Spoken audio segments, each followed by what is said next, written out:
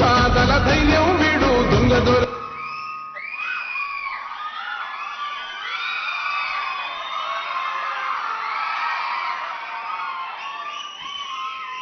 సభాధ్యక్షులు పెద్దలు వ్యవసాయ శాఖ మాత్యులు తుమ్మల నాగేశ్వరరావు గారు, ఈ కార్యక్రమానికి నాతో పాటు ముఖ్య అతిథులుగా విచ్చేసిన మిత్రులు ఉప ముఖ్యమంత్రి వర్యులు బట్టి విక్రమార్క గారు, సహచార మంత్రివర్గ సభ్యులు, పార్లమెంట్ సభ్యులు, శాసన మండలి సభ్యులు, శాసనసభ్యులు, ప్రభుత్వ ప్రధాన కార్యదర్శి గారు, వివిధ శాఖలకు సంబంధించిన ఉన్నతాధికారులు,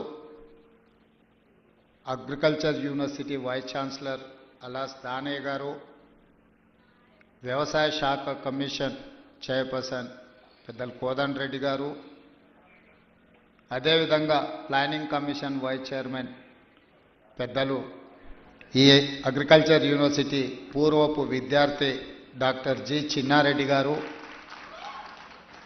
అదేవిధంగా వేదిక మీద ఉన్న ప్రజాప్రతినిధులు, ఈ ఆడిటోరియంలో ఉన్న రైతాంగ మిత్రులు, 1600 రైతు వేదికలల్లో దాదాపుగా 6,40,000 మంది రైతులు ప్రత్యక్షంగా ఈ రైతు భరోసా పండుగ కార్యక్రమాన్ని ప్రత్యక్షంగా వీక్షిస్తూ ఇందిరమ్మ రాజ్యంలో ప్రజాప్రభుత్వం రైతుని రాజుగా చేయడమే కాదు, వ్యవసాయాన్ని పండుగ చేయాలన్న ఉక్కు సంకల్పంతో చేస్తున్న ప్రయత్నాన్ని ఆశీర్వదించడానికి విచ్చేసిన రైతాంగ సోదరులందరికీ కూడా మనస్ఫూర్తిగా కృతజ్ఞతలు, ధన్యవాదాలు తెలియజేస్తున్నా.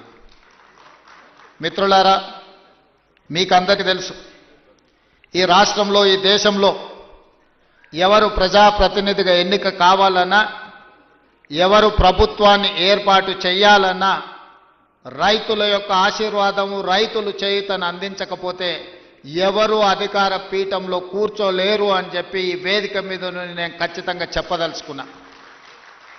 ఈనాడు ఎవరు ఎమ్మెల్యే అయినా, ఎమ్మెల్యే సంగతి పక్కన పెట్టండి, వార్డు మెంబర్ కావాలన్నా, సర్పంచ్ కావాలన్నా, ఎంపీటీసీ కావాలన్నా, జడ్పీటీసీ కావాలన్నా, జిల్లా పరిషత్తులు గెలవాలన్నా, శాసనసభలో ప్రాతినిధ్యం వహించాలన్నా, పార్లమెంటుకు వెళ్ళాలన్నా, ఏ రాష్ట్రానికి ముఖ్యమంత్రి కావాలన్నా రైతులు అండగా నిలబడాలి.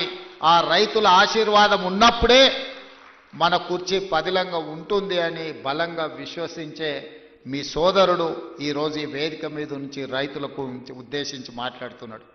మిత్రులారా, ఈనాడు చాలామంది చాలా విషయాలు మాట్లాడుతున్నారు. చాలా విషయాలు మాట్లాడే వాళ్లకు అవకాశాలు రాని వాళ్ళు కాదు.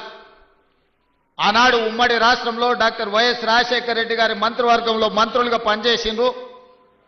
ఆ తర్వాత తెలంగాణ రాష్ట్రంలో 10 సంవత్సరాలు ప్రభుత్వాన్ని నడిపిన వాళ్ళే ఇవాళ 18 నెలలు తిరగక ముందే ఈ ప్రభుత్వాన్ని నిందిస్తూ, దూషిస్తూ వీధి నాటకాలతోని బయలుదేరారు. ఇవాళ తెలంగాణ రాష్ట్ర రైతాంగాన్ని నేను ఈ వేదిక మీద నుంచి విజ్ఞప్తి చేస్తున్నా.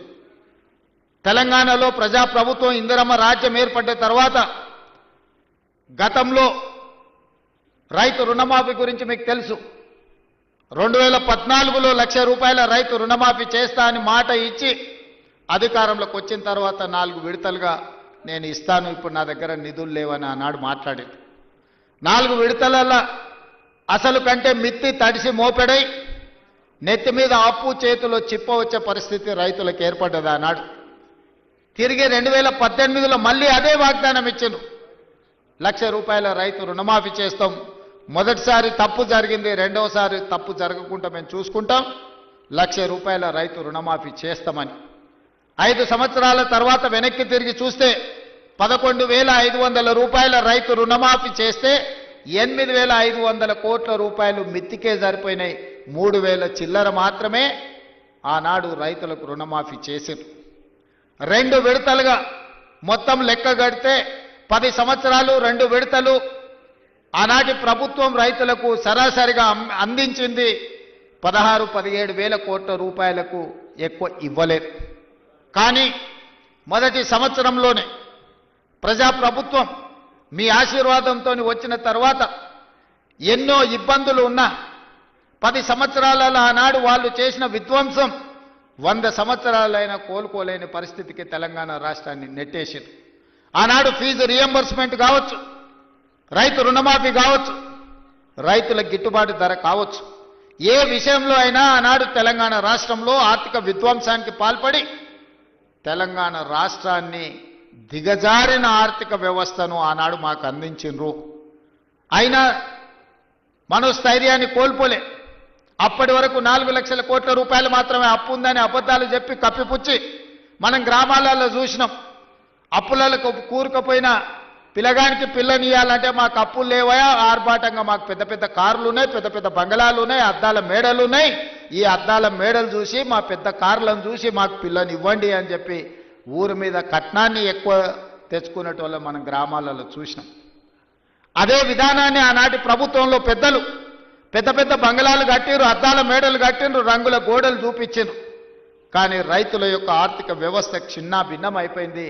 విద్యార్థులకు ఫీజు రియంబర్స్మెంట్ ఇవ్వలేని పరిస్థితి, రైతులకు రుణమాఫీ చేయలేని పరిస్థితి, రైతులు పండించిన పంటను కొనుగోలు చేయలేని దివాలా పరిస్థితి తెలంగాణ రాష్ట్రంలో ఉండే.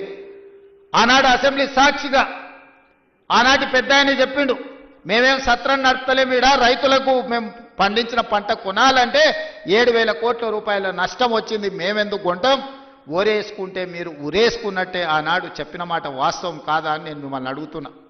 మిమ్మల్ని అందరినీ ఒరేసుకోవద్దు, ఒరేసుకుంటే మేము కొనుగోలు చేయం, ఒకవేళ మీరు ఒరేసుకుంటే ఉరేసుకొని చావాల్సిందే అని రైతులకు చెప్పి స్వయంగా వాళ్ళ వ్యవసాయ భూమిలో ఫామ్ హౌస్లో 150 ఎకరాల ఒడ్లు పండిస్తే అవి మొత్తం తీసుకొచ్చి బహిరంగంగా పెట్టిన. ఆనాడు వాళ్ళ పొలంలో పండించిన వడ్లకు 4,200 రూపాయలు ధర ఇచ్చి కొనుగోలు చేసేటోళ్ళు వచ్చారు. మరి మనం పండించిన పంట 200 తక్కువైనా 2,000కు మేము అమ్ముతామంటే కొనేటోళ్ళు లేరు. మేము ఐకేపీ కేంద్రాలు తెరవమని చెప్పి ఆనాటి పరిస్థితి, ఆనాటి ప్రభుత్వం రైతులకు పంగనామాలు పెట్టే పరిస్థితి తీసుకొచ్చింది.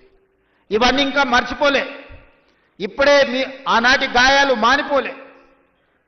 అయినా అలాంటి పరిస్థితుల్లో తెలంగాణ రాష్ట్రంలో ప్రభుత్వాన్ని ఏర్పాటు చేసి ఆనాడు స్పష్టంగా చెప్పినాం, మీరు వరి పండించండి, రాష్ట్ర ప్రభుత్వం కొనుగోలు చేస్తుంది, చివరి గింజ వరకు కొనే బాధ్యత మా ప్రభుత్వం తీసుకుంటుంది. ఎందుకంటే ఆనాడు ఇందిరమ్మ రాజ్యంలో సోనియా గాంధీ గారు కనీసం మద్దతు ధరను తీసుకొచ్చి రైతు పండించిన పంటకు దళారుల చేతిలో మోసపోకుండా ఈరోజు కనీసం మద్దతు ధరను అందించి రైతు పండించిన పంట కొనుగోలు చేసే బాధ్యత మాది అని చెప్పి ఈరోజు కాంగ్రెస్ ప్రభుత్వం మీ ముందు నిలబడి మొదటి విడతగా పంట